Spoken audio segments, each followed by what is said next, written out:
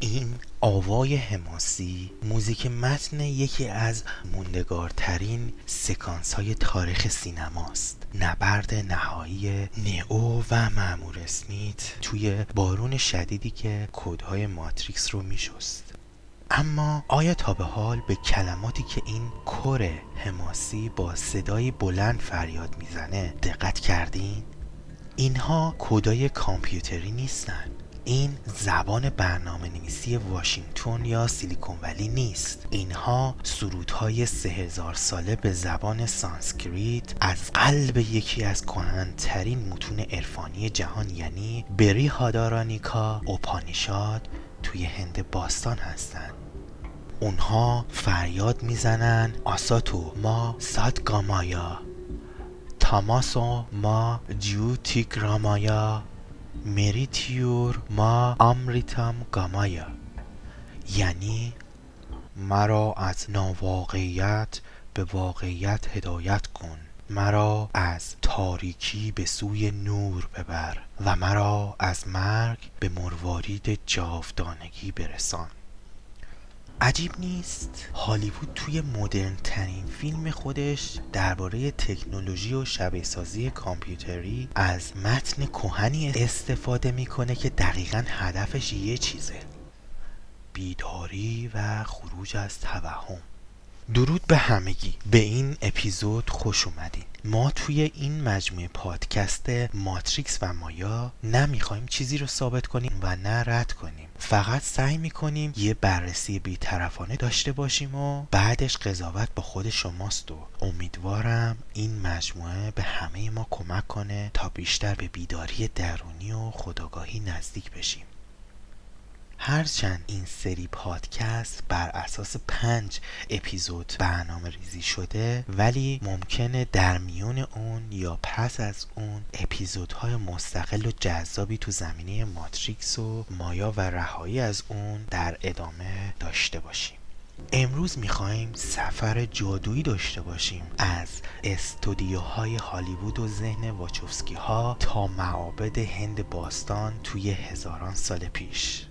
میخوایم بفهمیم ماتریکس واقعا چیه و چرا فیلسوفان باستان خیلی قبل از اختراع کامپیوتر میدونستن ما توی یه شبیه سازی بزرگ زندگی میکنیم.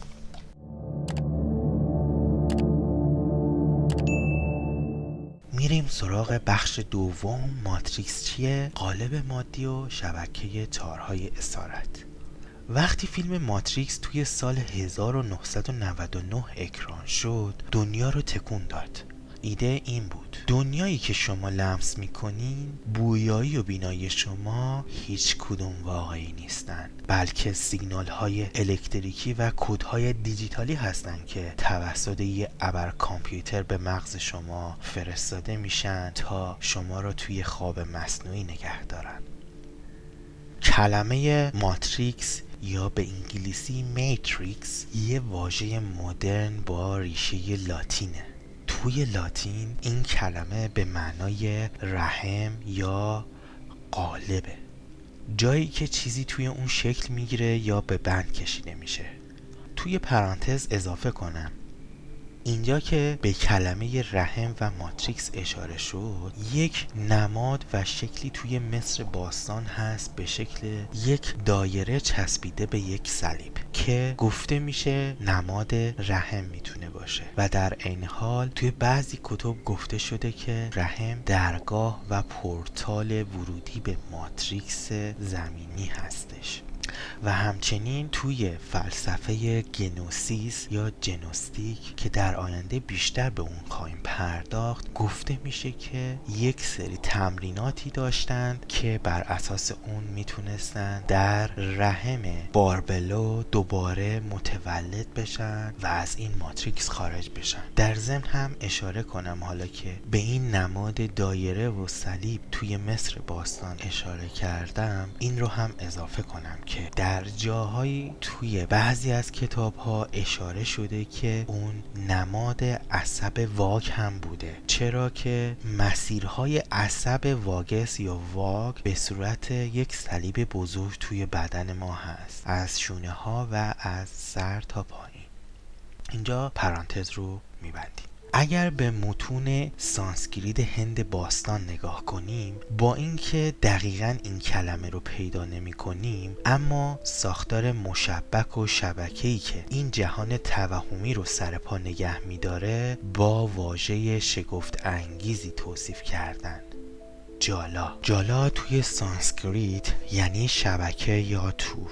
اونها معتقد بودن جهان مادی مثل توریه که روی آگاهی ما پهن شده و به قالب و ماده اولیه این جهان میگفتند پراکریتی، یعنی همون کدای اولیه‌ای که ساختار فیزیکی ماتریس رو خلق میکنن. اما چه چیزی این تور و این قالب رو برای ما تا این حد واقعی جلوه میده؟ چه چیزی باعث میشه ما فراموش کنیم که بازیکن هستیم و فکر کنیم خود این آواتار گوشت و پوست و استخونی هستیم؟ پاسخ توی یه واژه کلیدی پنهان شده: مایا.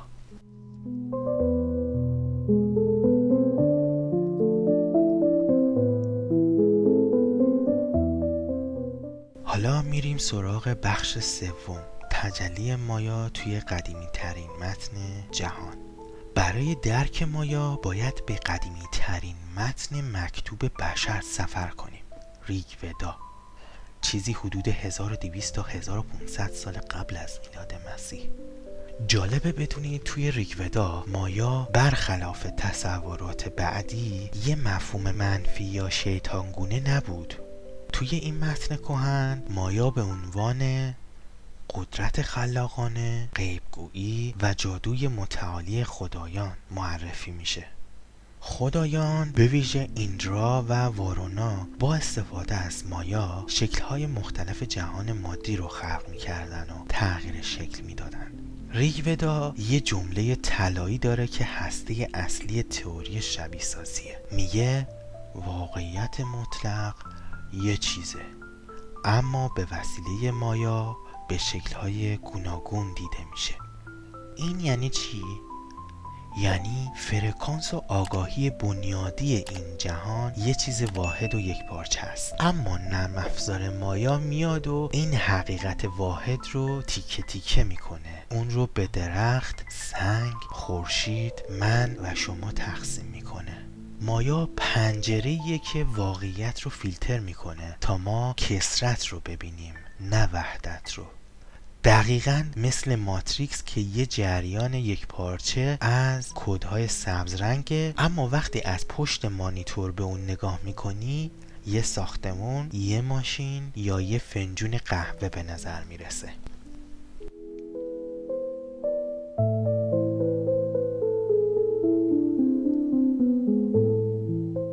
میریم سراغ بخش چهارم، طبیعت به مثابه شبیه سازی.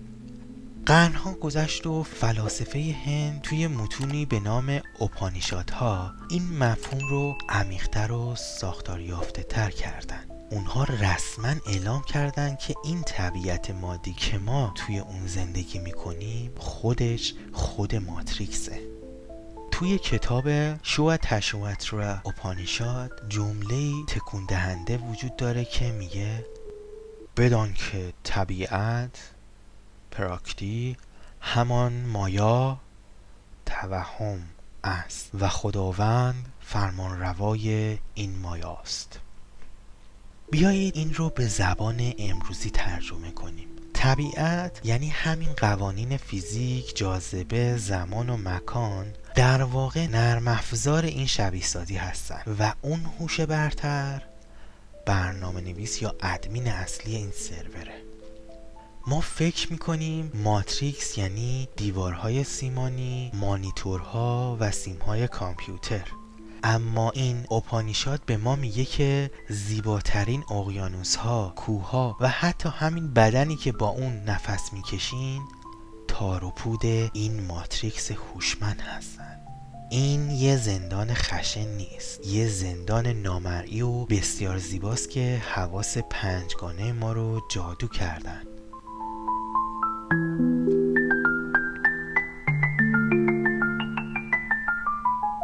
میرسیم به بخش پنجم، بیداری خروج از تور جالا. حالا سوال بزرگ اینه، اگه ما توی این جالا یا تور مایا اسیر هستیم چطور باید بیدار شیم؟ چطور قرص قرمز رو انتخاب کنیم؟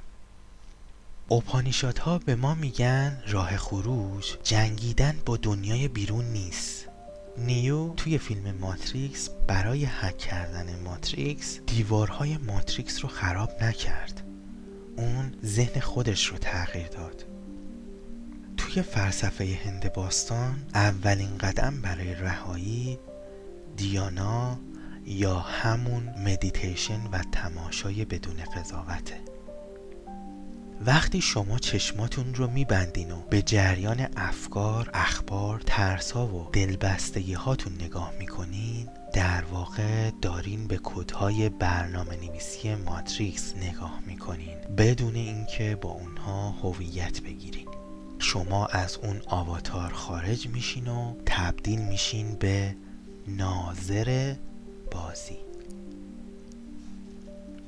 توی اپیزودهای بعدی این مجموعه پادکست میخواییم به سراغ بخشای هیجان انگیزتر بریم.